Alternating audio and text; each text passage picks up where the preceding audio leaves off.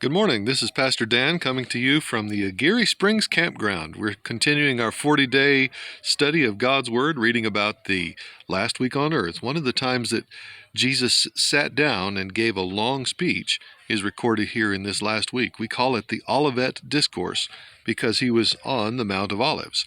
And the first one in the book of Matthew is the Sermon on the Mount, and this last one is called the Olivet Discourse. And in this last one, he's talking about the things that are going to happen toward the end.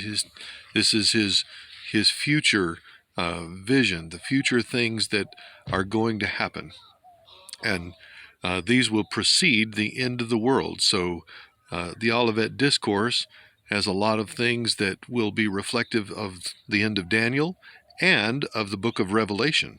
So he tells us some of these things that we're going to be able to notice toward the end is that there will be a lot of wars, nations against each other, and the good news, however, is proclaimed all over the world. So the gospel, the missionary effort, is going to be reaching all over the world. There will be a lot of wars.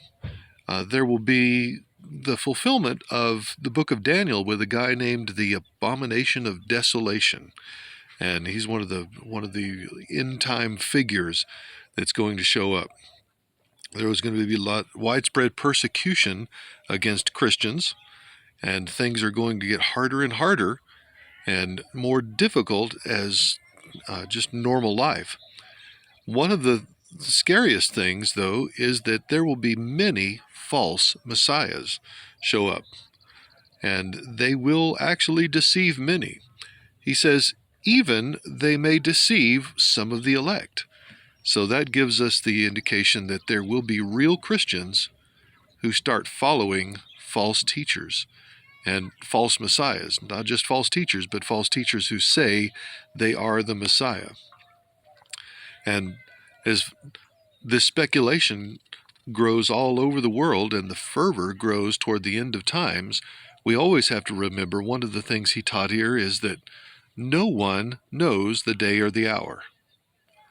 So that's going to be a sign of a false teacher. If they pick the day and the hour, we know that they've got it wrong because no one knows that. Our job is to simply be ready and to be watchful, because at the time that we don't expect it, when we are not expecting it, that may be the time that it comes. So we should always be ready. We should always be perfectly related to Jesus and in proper fellowship with Jesus, so that when this blessed time comes, when the end comes and Jesus takes us all home, we will be ready. Be blessed.